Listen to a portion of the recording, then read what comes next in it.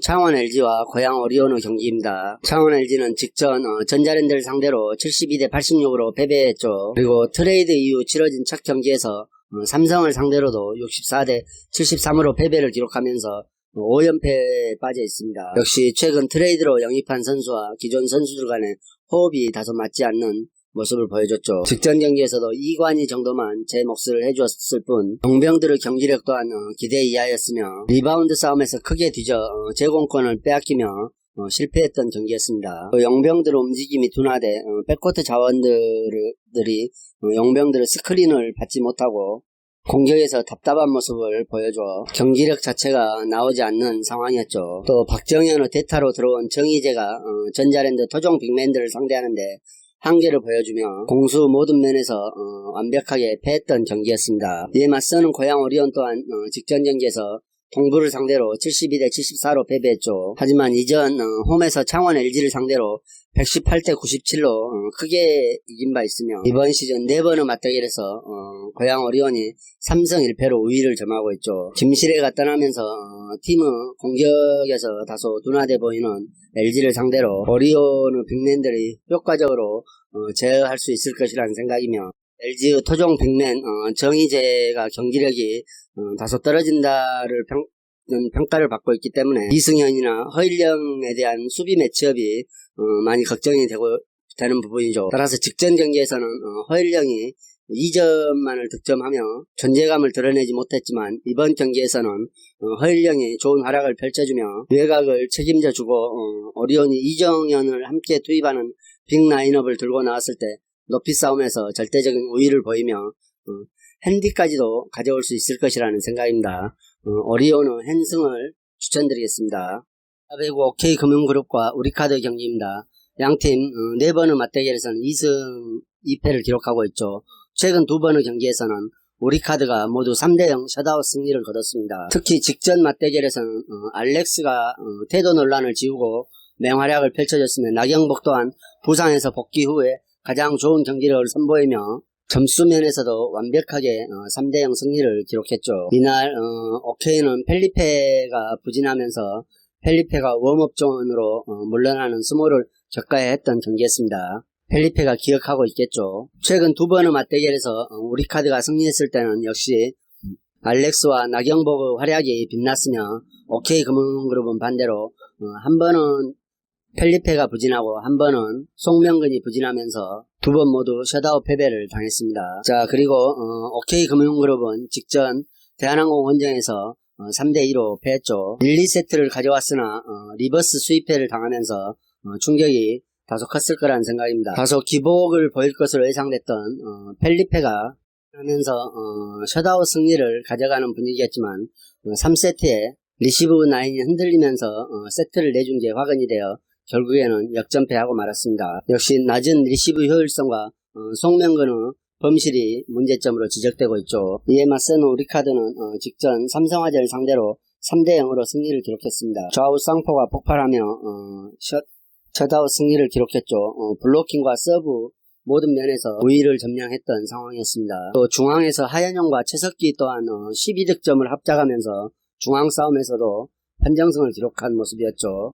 이번 경기 홈팀 OK금융그룹은 주포들이 한 번씩 번갈아 가면서 기복 있는 모습을 보여주고 있죠. 그렇다면 오늘 경기에서는 펠리페가 부진한 흐름을 이어갈 차례인가요? 반면 우리카드는 나경복과 알렉스가 꾸준한 활약을 펼쳐주고 있기 때문에 좌우 쌍포 활약 대결에서도 우리카드가 우위에 있다는 생각입니다. 따라서 이 경기는 최근 양팀의 흐름으로 보아 OK금융그룹이 한 세트 정도는 딸 수도 있을 것이나 그 이상은 가져가지 못할 것이라는 생각입니다. 따라서 우리은행이 핸디까지도 가져갈 수 있을 것이라는 생각입니다.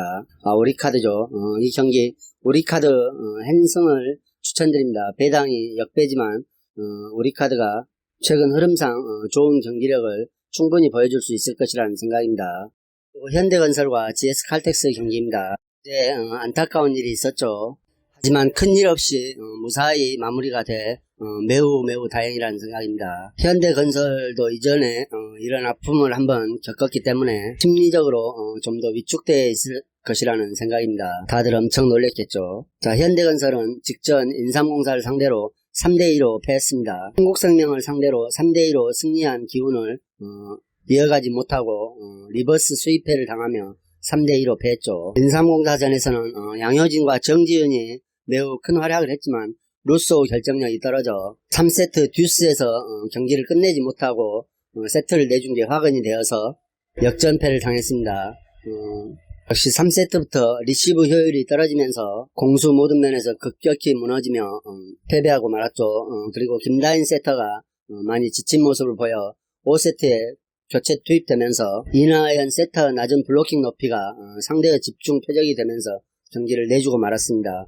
매우 아쉬운 일정이었죠. 반면 GS 칼텍스는 어찌 보면 어제 사태의 원인이 될 수도 있는 경기를 했다는 생각입니다. 한국생명을 3대0으로 제압했죠. 강소희가 복귀하면서 삼각편대의 화력이 폭발하며 리시브, 블로킹, 중앙속공 등 모든 면에서 상대를 압도하며 3대0으로 셧아웃 승리를 거뒀습니다. 이날의 경기력으로 인해 이다영 세터에게 또 많은 화살이 돌아갔으리라는 생각입니다. 청춘이기에 빠르게 잊고 회복하고 더욱 단단해져서 좋은 모습을 볼 수 있기를 기대해 봅니다. 자, 이 경기는 GS 칼텍스가 강소희가 복귀하면서 삼각편대의 축을 이루고 위력을 선보일 수 있을 것이라는 생각입니다. 그리고 현대건설이 리시브 라인이 불안한 점이 강한 서브를 구사하는 GS 칼텍스를 상대로 문제가 될 것이라는 생각이며 득점력이 살아날 수 있느냐가 승부 관건이라는 생각입니다. 따라서 이 경기는 GS 칼텍스가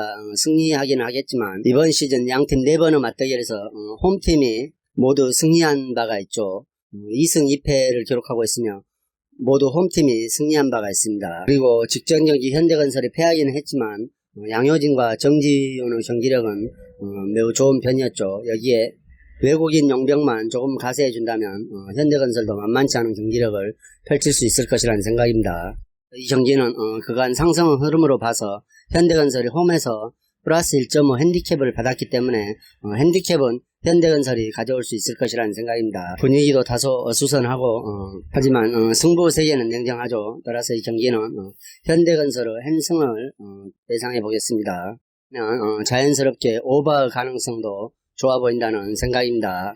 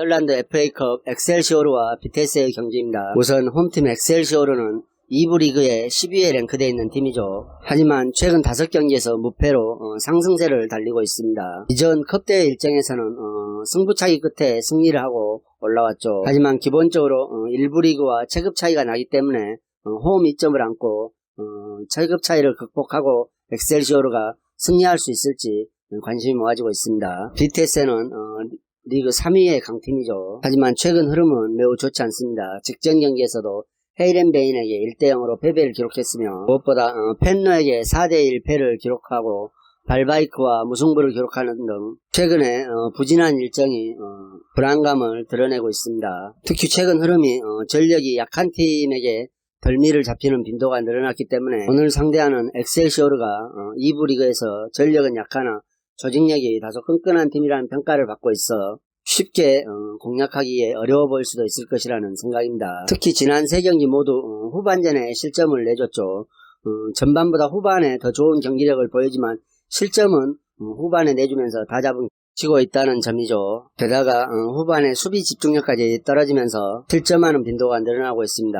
그리고 양팀 최근 5번의 맞대결에서 오히려 엑셀시오르가 3승 2패로 앞서고 있죠. 이번 시즌 비테스의 공격력은 여전히 호조에 있고, 또 이번 경기에서 비테스가 주전들을 로테이션으로 빼고 임할 가능성이 극히 낮다는 생각입니다. 따라서 엑셀시오르가 리그 3위의 비테스를 상대로 예전처럼 좋은 경기력을 펼칠 수 있으리라는 기대는 다소 하기 어려운 부분입니다. 따라서 이 경기 원정팀 비테스의 승을 추천드립니다.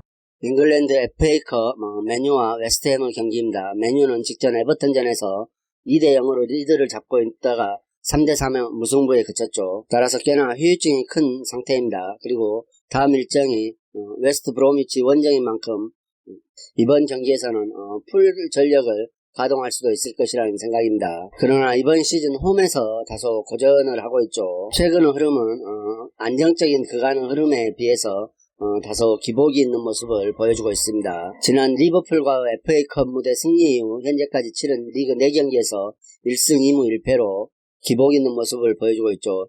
최하위 세필드에게 패했지만 사우스햄튼에게는 9대0으로 대승을 거두는 저력을 보이기도 했습니다. 따라서 공수에서 밸런스가 부족하다는 평가가 있죠.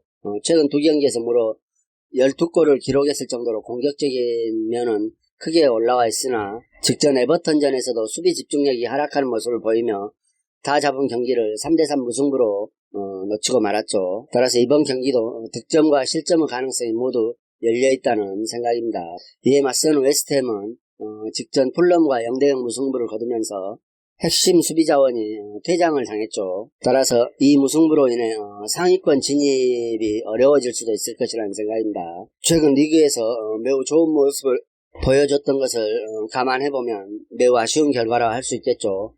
따라서 물론 리그와 컵대회가 차이가 있지만은 이번 일정에서도 좋은 기세를 예상하기에는 다소 어려워 보인다는 생각입니다.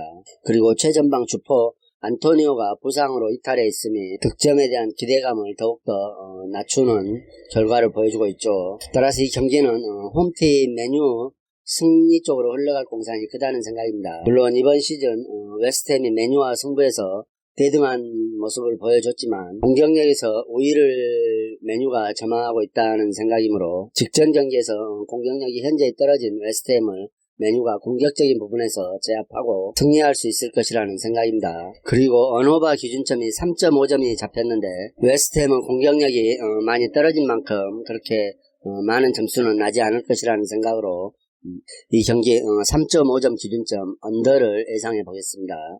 이탈리아 FA컵 유벤투스와 인터밀란의 경기입니다. 리그 3위 유벤투스 최근은 상승세의 흐름을 유지하고 있으며 인터밀란을 상대한 1차전에서 코파 이탈리아 1차전에서 1대2로 승리를 챙겼습니다. 따라서 유리한 고지를 확보하고 2차전을 치르죠. 그리고 최근 일정에서는 직전 로마를 2대0으로 로마전에서 2대0으로 승리하면서 6연승을 달리고 있습니다. 1차전에서 유벤투스가 2대1로 승리를 했지만 당시 인터밀란의 부상자와 징계자가 있었다는 점을 고려해 볼 때 이번 경기에서는 인터밀란이 쉽게 무너지지 않을 것이라는 평가가 있습니다. 그리고 최근 수비 밸런스가 매우 단단해졌죠.